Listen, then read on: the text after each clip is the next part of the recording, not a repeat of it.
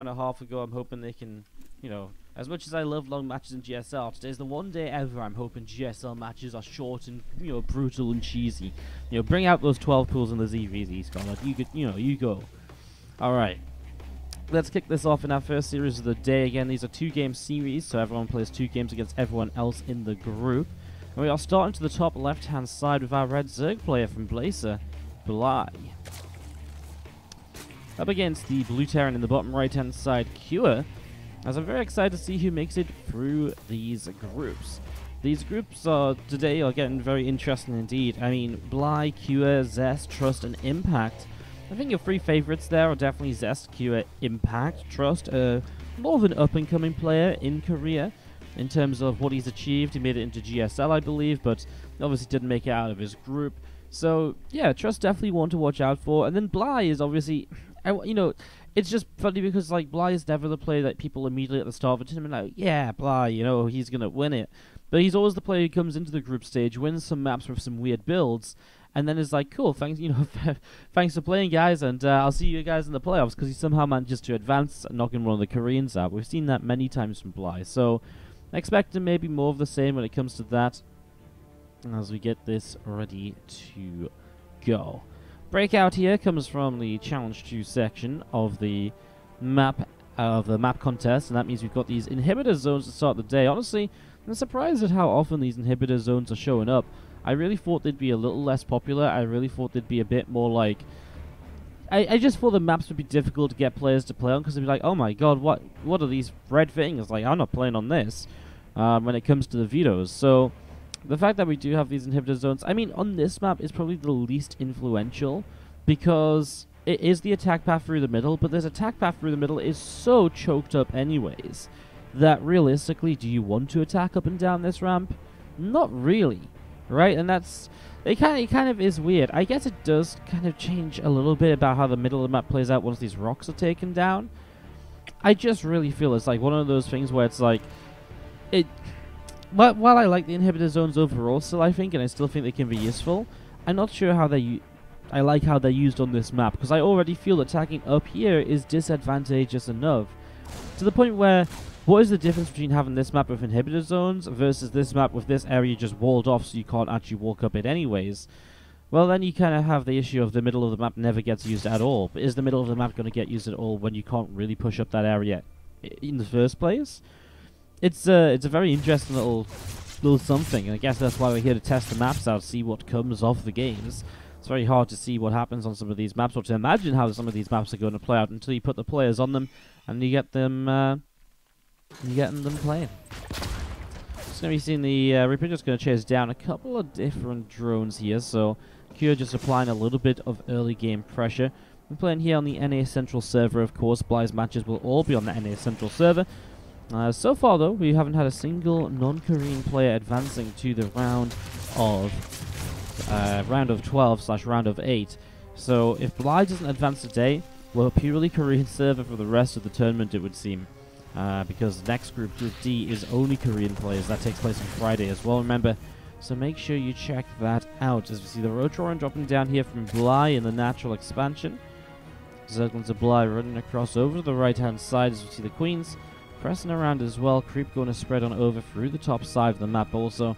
So Creep spreading through the top. Rotoran lair on the way up. That lair just getting started here in the last few moments. As you see the Liberator about to pop out and going to head straight across to the upper left-hand side of the map. So Liberator going to pop out here as again those Hellions continue to gather together. So Hellions gathering up. The Lings set off over to the right-hand side here as well.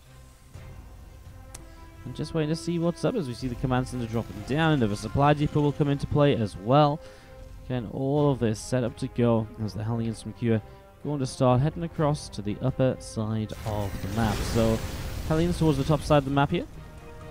Taking that watchtower for just a moment, but Bly's going to counterattack in with a few of these Zerglings, looking for a cancel on the building command center. It would obviously be very annoying to have to cancel that. He will have to cancel it. Oh my god, he gets a kill! Cure doesn't cancel in time. Well, that's actually very painful. As these things get cleaned up, there's a Liberator in the natural expansion that just got taken down. We jumped to this a little late with the action happening over there, but it only killed 2 drones, so not a major problem. Not a major amount of damage done, as now Bly is going to throw down the Nidus network. We've seen some nice network plays already in this tournament, and they've been fairly popular throughout, so seeing a bit more of them now. Should be pretty funky as we see a Zerg getting picked off on this left side watchtower. Liberator from Cure coming up to the top right-hand side of the map as well. And try and get into position. Well, again, that Knight is going to create some issues here. You see Roach just coming into position and just deflecting those Hellions just like that. And again, when you look at this map overall, how else are you meant to attack on the map? Like, it feels very difficult to get across here and attack the natural. They're so narrow. I guess it does turn into more of a macro-focused game. The space in the main base is not seen by Cure, so he's about to have a Nidus here that he has to deal with. Cure's army supply is pretty down as well. He knows something is up. He's building multiple bunkers, but Nidus in the main base, well, he sees it now. He is getting one single bunker up here. He's got a Liberator that's out and across the map, killing up a couple drones and denying mining. That doesn't help him survive this attack, though. This bunker's not going to survive. It's going to go down as well. And Cure pulling those SCVs away to the upper right-hand corner. Another Knight is already queued up, so Bly is making multiple Knights, is getting them closer and closer to his opponent's production structures. I mean, Stim is about to be done here from Cure in just a few moments. He's got the siege tank now as well, but he's already attacking in. I guess he wants to try and keep units at base so he can keep the siege tank safe. Stim in just a few seconds. He has a few roaches do peel around to the side, and they are going to get on top of that siege tank. And the siege tank will be following. The Stim comes down when there's about 5 bio units left, although Bly's backing away. Liberator put out a good little bit of damage as well. He's going for this Overlord here too. 3 Zerglings popping out, and well, with choke points, it's still holdable from Cure in a very weird way, of course. His natural now has Knights coming up on it as well. Cure, most importantly, I think to remember is that Cure does have a 3rd CC, so rebuilding workers is a possibility for Cure here. I don't like what he just did. He just targeted down the Knights, which cost him a whole ton of damage output. He kills the Knights for what? There's another Knight just moments away from him. As we're going to be seeing, I think this is a little bit too much bio, too much for the bio overall. These last few Roaches and Queens continue to pick their way through this and continuing to get quite a lot done. Roaches and Queens still pressing forwards here. I mean, just sitting on the production lines, right, as the work count will drop lower and lower and lower. It's just not going anywhere, as we see. I mean, a few more Lings coming out, the few last Marines and Marauders continue to fall. There's now only 6 SCVs working at a time. The issue is this position on top of the production is just way too powerful. And that's really causing problems right here. So we're going to be seeing a Roach or 2 morphing into Ravagers. I mean, again, SCVs will continue to drop. The Marines and Marauders will not do enough. And it's going to be GG. And there we go. Bly picks up game number 1. And that's where Bly... A little bit of a moment or two where I have to pay attention elsewhere. But it looks like we're okay to continue into this next game. As we get to the bottom left-hand side, the blue Zerg player is Bly. And to the top right, our red Terran is Cure. Yeah, the map that's broke's lost a version, but I already told the TLL guys, and they've vexing people, so it should be fixed whenever they can.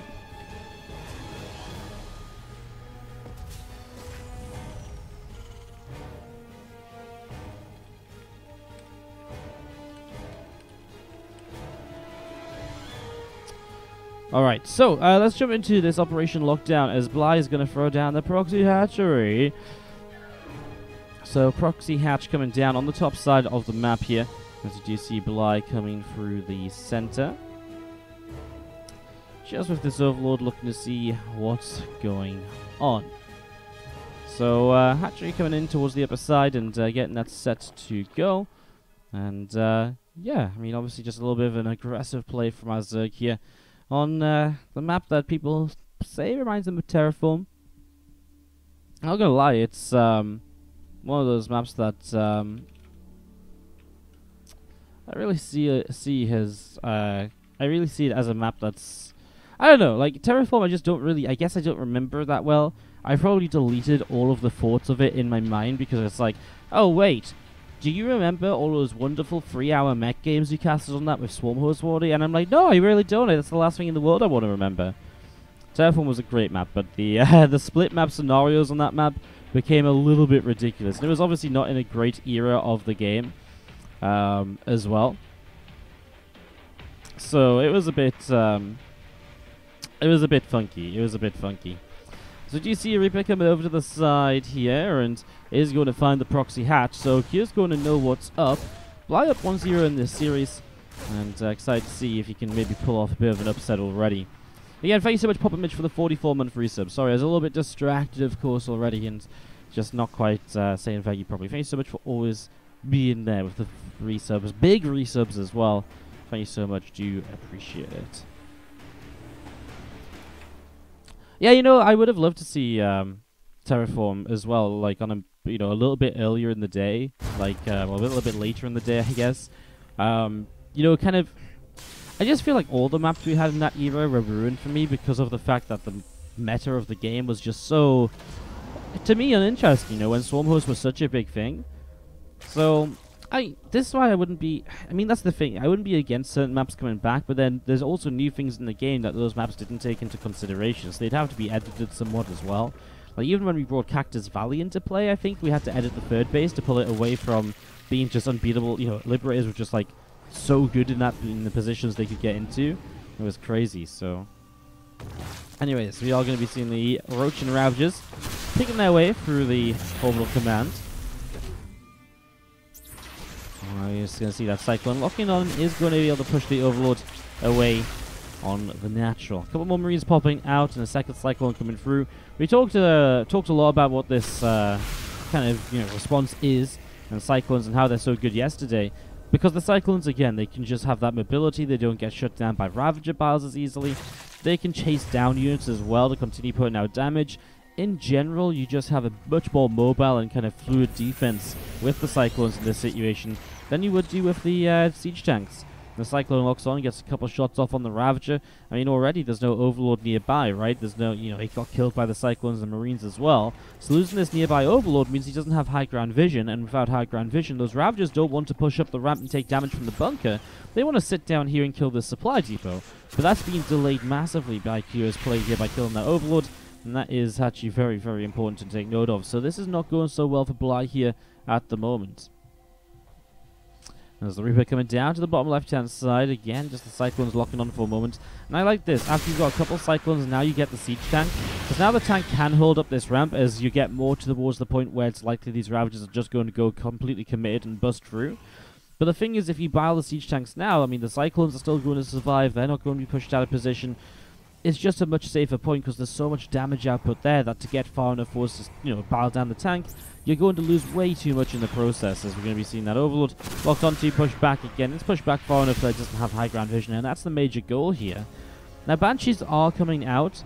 Banshees in this situation are not actually as good defensively as usual, as that's a scan to actually get the Overlord kill at a distance.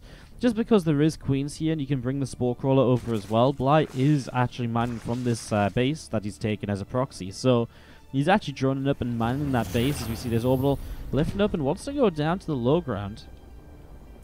Wants to head down to the low ground here as those Ravagers trying to see what's up, dropping a few barrels down. Orbital Command taking a bit of damage. Marines and Cyclones also coming down here. Lock-ons are good. Can push those Ravagers away so far.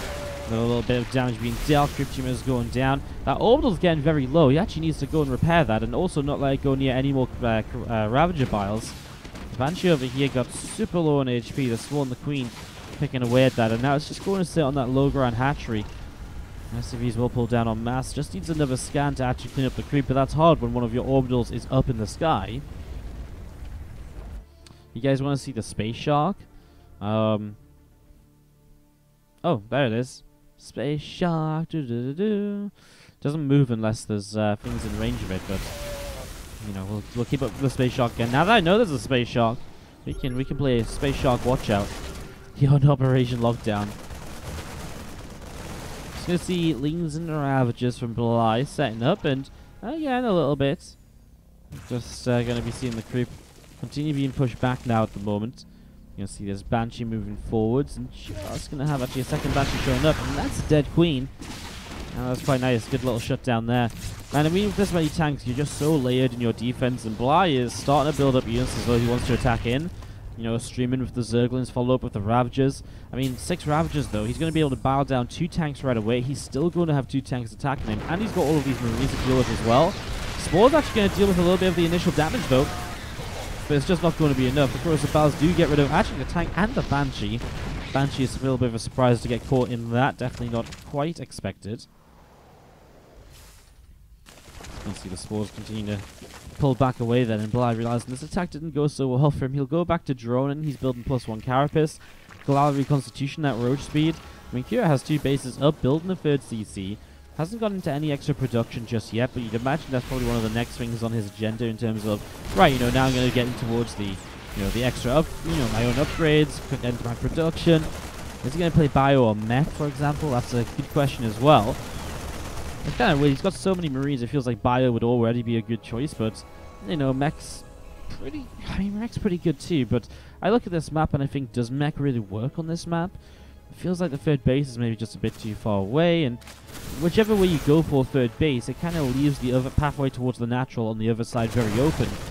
So I think it's much more of a map where rotations are very important, and hence, you know, mobility of army is very important, and so Bio generally then tends to come out on top in terms of terrain stylistic choices. Refinery's been taken, the engineering base dropping down. It is Bio, by the way, with barracks dropping into play. There's going to be seeing the Cyclones just trying to do what they can. Lings, Roaches, and Ravagers still pressing forwards. A couple of corrosive barrels hitting some of the supply depots, etc. The tanks at a distance are still firing away here. A couple of SCVs going down in the process of these last couple of attacks. I love these couple of depots just messing with the AI of the Zerg players. He attacks forwards, especially if you're reliant on siege tanks, which are so far back away from those depots. You definitely can get things to kind of get stuck on them for a little bit, and that's obviously never a lot of fun. 9 more roaches on the way out. Corrosive vials keep dropping down. The supply depots getting killed off here. Raven just hanging out overhead. And as we see the roaches and the ravagers just pulling away through the top side. Again, more roaches coming in. Just going to be stacking up to the top, and we're going to be seeing a +1 attack, armor, stim pack, all of this coming through here as we see a couple of drones going down. There's actually going to be another drone going down just before the Banshee runs out of energy and gets killed off. I mean, Kira has a great worker count. 50 workers to the 35. Bly has a lot of creep spread because of how weird this map has turned out to be with the way that he's been playing. He obviously got a little bit of creep over here and then continued to spread it down these couple different directions. Raven actually came in here, dropped an auto turret for a couple worker kills. Looks like the workers will head back home now, maybe in towards a 3rd base. I mean, Kira's setup is amazing. It's just his army right away can't fight, and he has to really wait until he can fight, which should be sooner rather than later with the fact that he is mining so much more. You can see the couple medevacs just going to lift up and boost away to the right-hand side. Just a few changes getting picked off here already, so again, just Kira defending the naturals. You see the Roaches and Ravagers want to go for a big attack. I mean, he's got a lot of army, but when you attack into this many tanks, oh my god, the anti-armor missile. Nuh-uh, that's not happening. Yeah, Bly backs away. He's like, yeah. I mean, if he wants to fight this, at least I think has to wait for anti-armor to go away, and even then, I don't think attacking into this many tanks is going to work for him. You know what I would have loved to see is Bly just waiting, because I know waiting obviously feels terrible at this sort of point. It's not really what you want to do. But in a way, if he waits and gets Kira to kind of come out towards the 3rd base, at least then he doesn't have to attack into all of those sieged up tanks. He can kind of leap on the army as it moves forwards. Yeah, you're at risk of counter-attacks like this, but that's when you actually just split up your army and you try and defend it like that. I mean, Bly's just behind, right? I mean, Kira's doing all the right things to punish the fact that he's behind.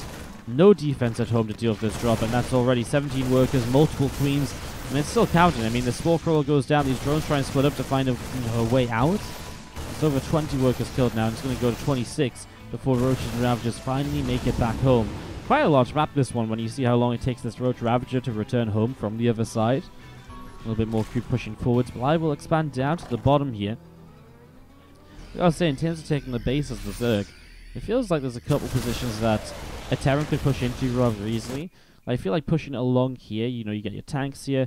The chance of a surround is very difficult because you have to come all the way up here and then flank down to get a surround to, you know, defend this position. So it becomes a bit tough for the Zerg, really. It's interesting, isn't it? Maybe this base is the safer base for Zerg, which is kind of weird because usually you do want to expand linearly as a Zerg, but just because, like, if you drop here, you can then lift up, drop the main seriously. But then there's not a position that's as abusable up here. Like, this area is a bit more open in general. Maybe this area is quite open as well by the time you take down those rocks. So maybe it's just a case of making sure the rocks are down. Are you guys excited about the Space Shark? There you go. Space Shark's actually moving right now. Space Shark in motion. One shark takes on space. Okay.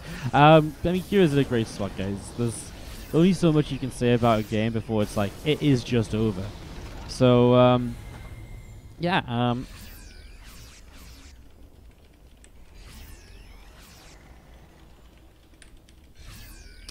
so yeah, as you see a little bit of bio moving around the upper right-hand side, you can see Roaches and Ravagers coming up towards the top as well.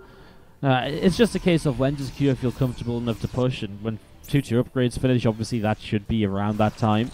There's no reason not to push when you've got 2-2. As we are going to be seeing another overload getting picked off.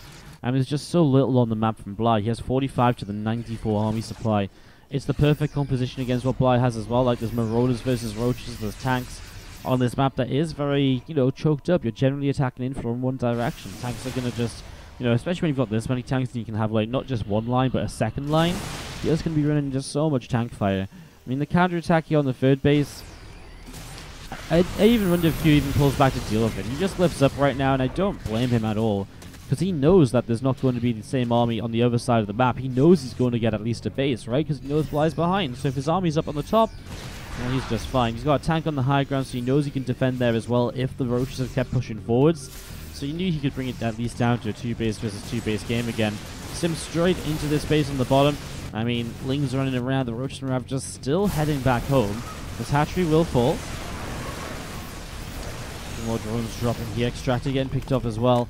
I mean, it's just this stage where Q will keep on pressing through, and it looks like we're going to have a little bit of a tie in the first series of the day. It's the anti-armor missile on the Ravagers. That doesn't cancel when they come out of morphing into Ravagers. Bane's rolling forwards, they get blown up by tanks, and again, this attack is everything we expected it to be.